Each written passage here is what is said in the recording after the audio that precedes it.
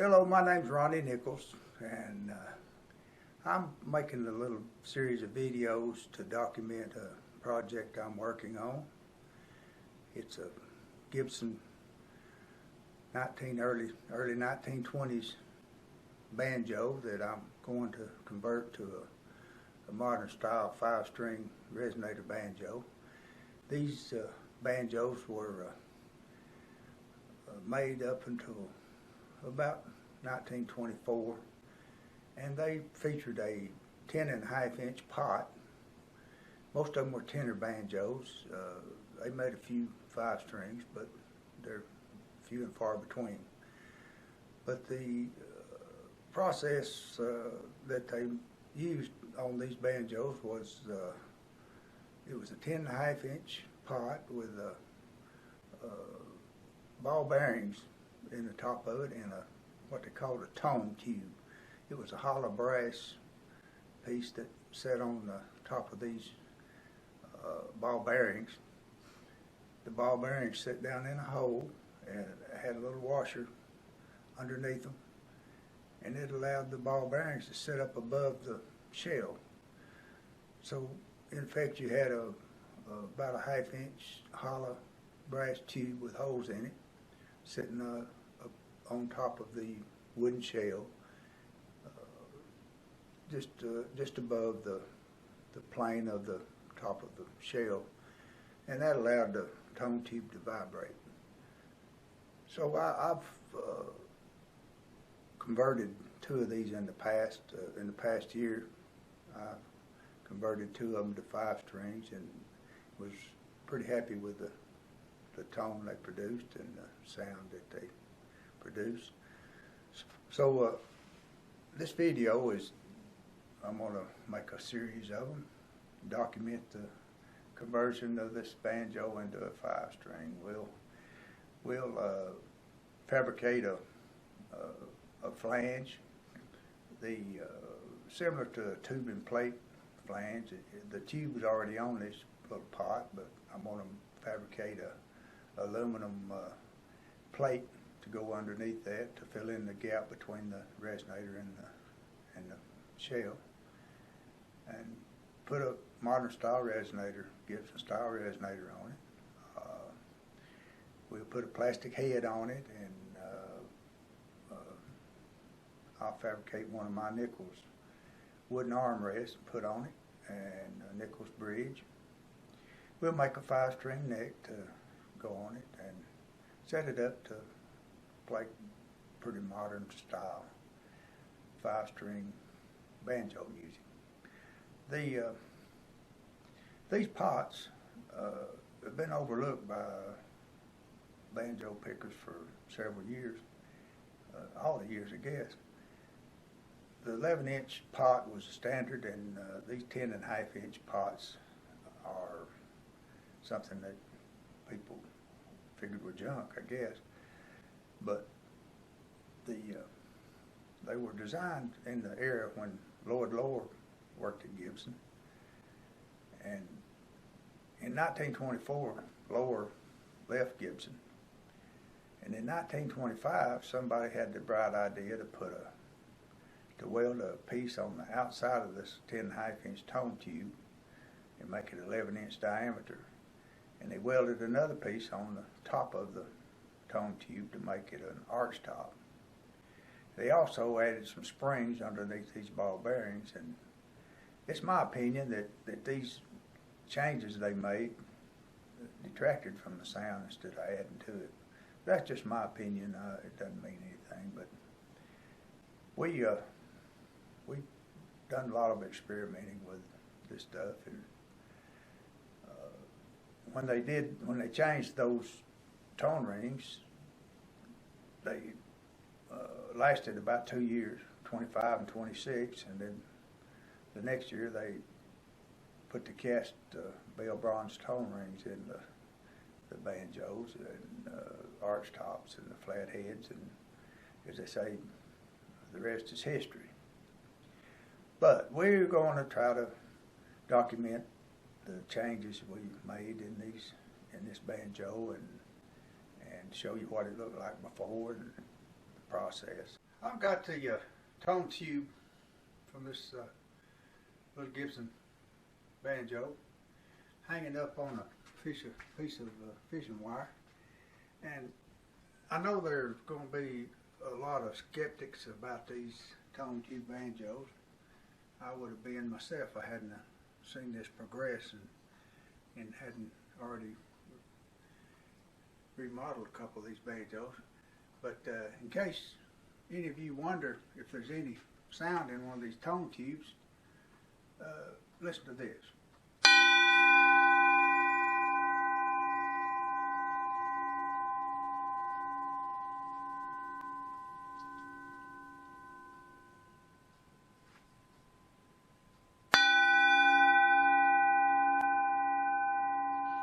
Now that's not a 3-pound cast tone ring.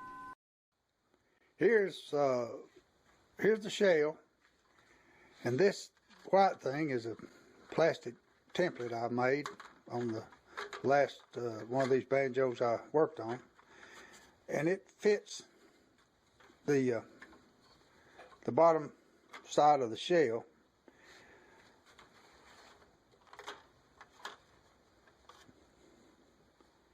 Here's a plate. The tube and plate flanges were used on these Gibson banjos for quite a few years. They had a tube like this one has, but they were 11 inches in diameter, and this is 10.5. So the plates that fit the 11-inch banjos, as you can see, they won't fit this shell. And I think that's the reason that there was people been reluctant to fool with these things, because they didn't have a plate to go on the tube to fit this 10.5-inch pot. So what I've done is I got some 1/8 aluminum plate. It's got plastic on the other side of it that just stuck on there, and we're going to fabricate a plate out of 2 pieces of this aluminum, polish it up, cut all the holes in it like the Gibson had. It'll be similar to this.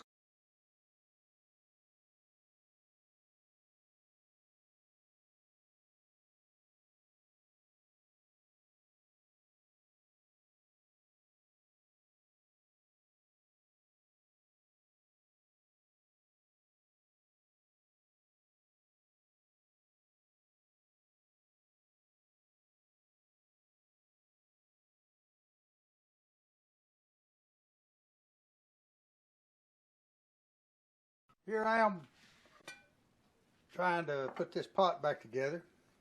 Originally, these things had some little spikes or nails or brads or something that came up through the shell and bent over inside those holes to hold this tone tube on there while you're putting it together. And I tried it without them and dropped some of the balls out of there. So I see why they put it on there. Got me some little nails and tried to make some little things to go back in the holes, but I got to thinking all that we need is to hold that on until we get the head on it. So I've got some masking tape I've put on the inside, and it seems like that'll hold it. So we're going to try to assemble it, and then we'll take the masking tape off. I believe that'll work.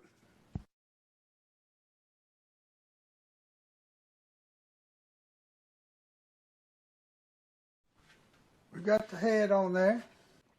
I set this drum dial on this pot.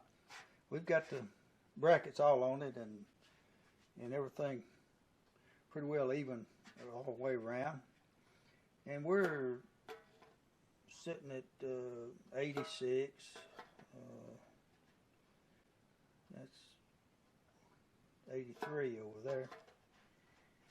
And we'll let this sit on there a few days, and we'll come back, and when we get it strung up, strings on it, strings at tension and so forth, we'll go around it and try to fine tune the tightness of the head. We got an armrest that we already had made. We put it on here. I think it'll be alright.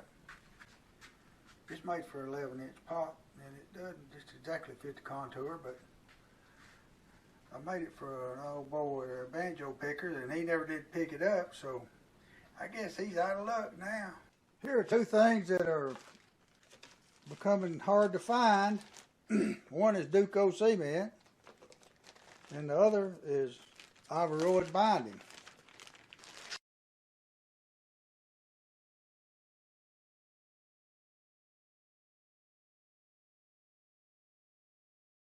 Process of taking these lag screws out of the neck. I'm going to use them in the other neck.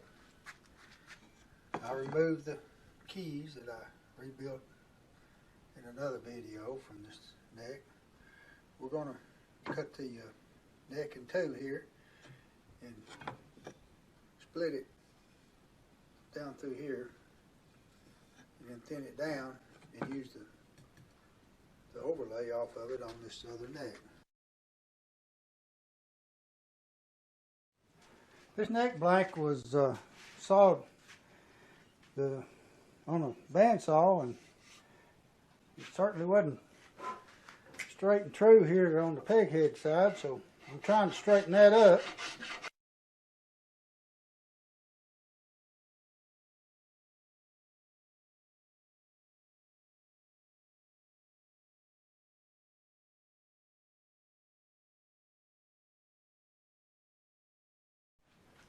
We're working on this neck now, trying to cut the slot for the two-way truss rod. We've already made several passes on it, and just needs a little bit more. This is a trick I learned from Matthias Wandale off of YouTube. He's a sharp young man, and I had never used a dial indicator to set my table saw fence before, but it's setting on 0 now, and we're going to bump it over here about 12, wound up being about 15 thousandths of an inch. And we'll run this thing through there again in both ways and see if that gives us the clearance we need.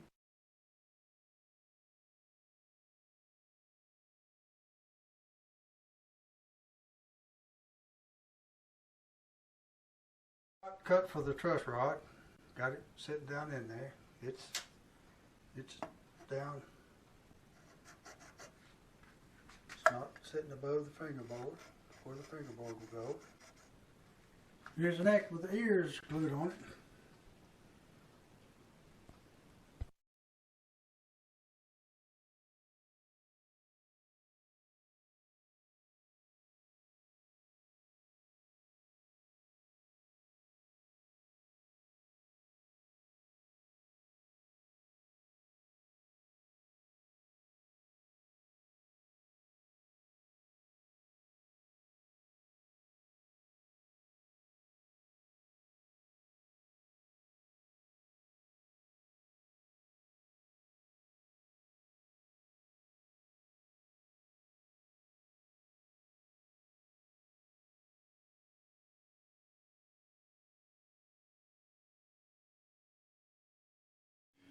Here's the fingerboard with the binding glued on it. I'm scraping on this binding, leveling it with the back of the fingerboard. Thought I'd just show you the process here.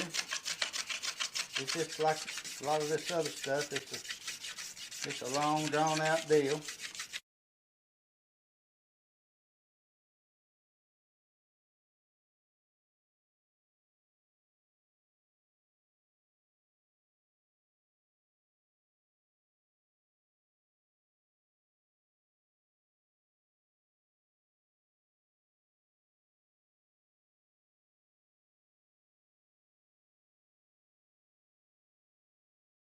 Well, we've moved ahead a little bit here.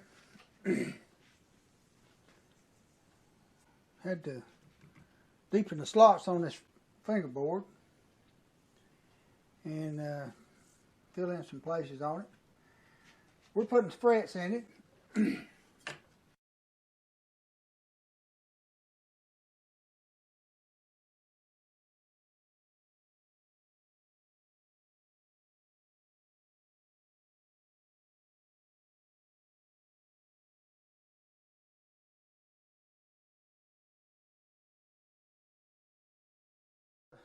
Fingerboard, after I got the frets in it, they're driven in. I'll have to go back and knock down any that appear to be a little high. We're in the process of filing these frets down, leveling them out. We've already darkened the tops of the frets with a magic marker and hit them with this file here. It's a fairly coarse file until all the black is removed. That shows you got them level. Now I'm working with this little fine diamond file.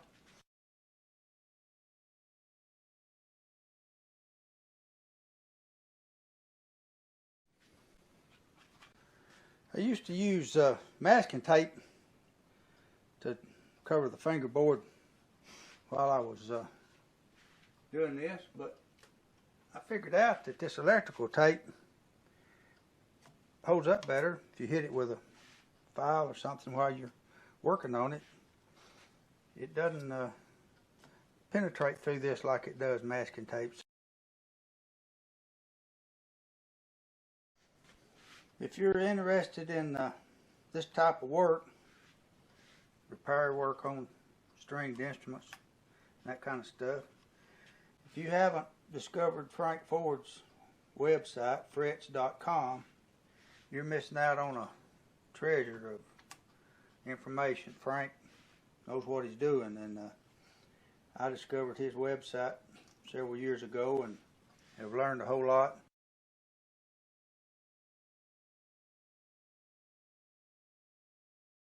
We have the fingerboard covered with this electrical tape and some masking tape down here where I don't have any as narrow as I need. This is a safe edge file. This is something I learned from Frank Ford. Take a file and smooth the edges down so you don't disturb anything when you're filing with it. It's a real handy tool. You can just buy you a file and put it on a belt sander and sand it down. I made these several years ago when I discovered Frank's site. And this three-corner file is a safe edge file. You can see the ends, the corners are filed off smooth.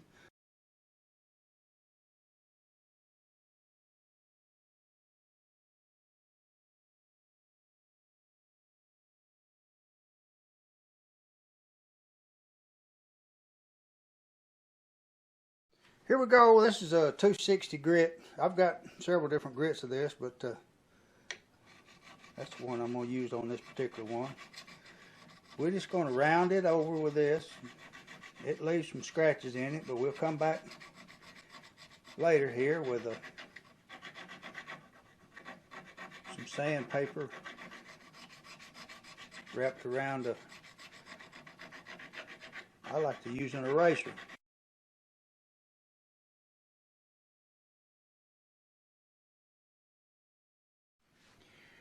We've gone over all these frets with our little diamond deal, and now we're going to use this eraser. It's soft, 400 grit sandpaper. Now we're going to some 1500 grit, still on this little eraser. All right. 1500 grit. We work the edges a little bit with our hands. But here's the fingerboard after we untaped it, smoothed it off a little bit with some steel wool. Now we're going to work on the fret ends. They're a little bit sharp. So we're going to this is a little specialty file here. It's safe edged. Now we're rounding over the edges of the binding. It makes the fingerboard feel a lot more comfortable.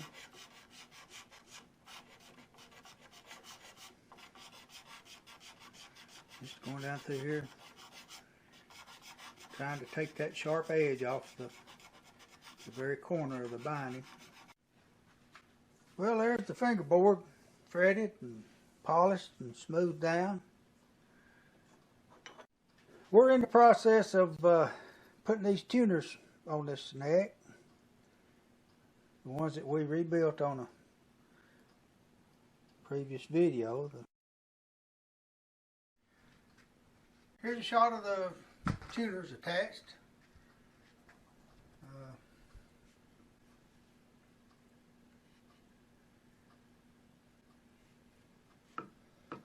Some of these old tuners had a bushing around them. I didn't see any evidence that these had any bushings in them.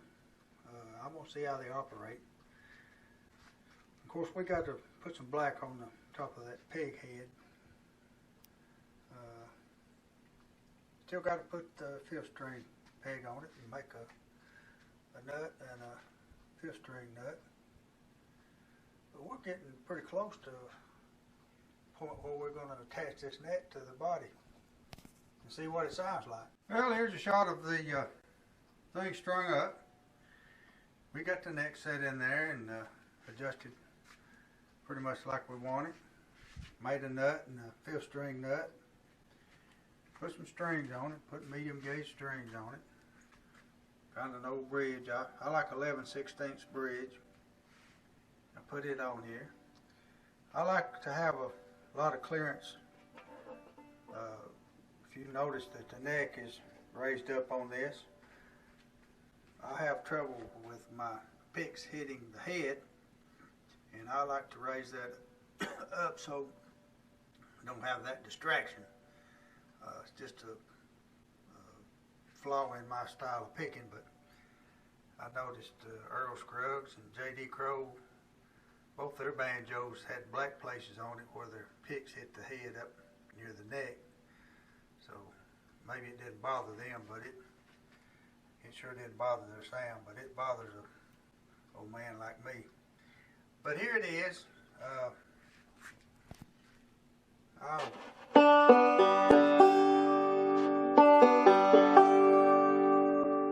That's the only sound I'm going to make with it until I get it finished and pick a little something on it. So that's where we are. We're in the process of staining and filling the pores in this mahogany. We've got a couple of coats of filler on it and some stain. And we still got to come back and sand that down and clean it up before we put some lacquer on it. Here's the neck.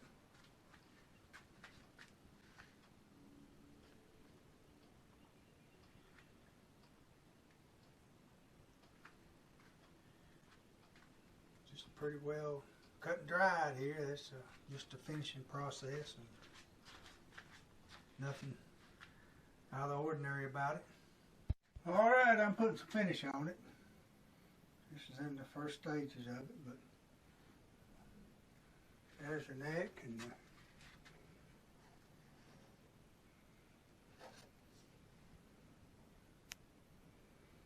resonator.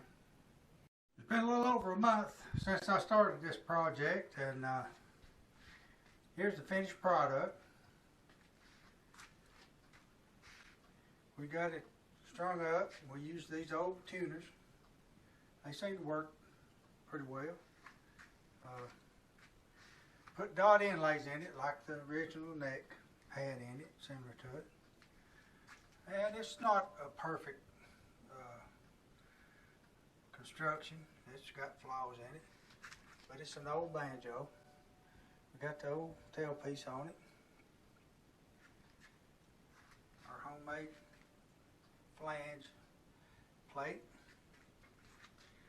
The neck is a little thicker than some of the necks I've made. It fits my hand real well, and that's what matters. Let's turn it over. Maybe we turn it on its side here and see. Finish turned out pretty well. Matches the shell pretty good.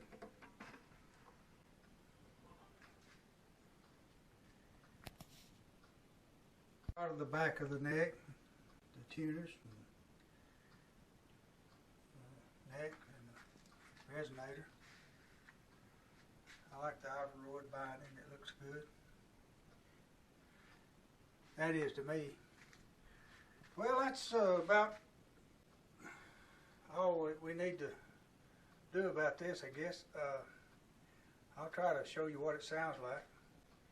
I'm not a professional banjo picker, but maybe I can give you an idea what it sounds like.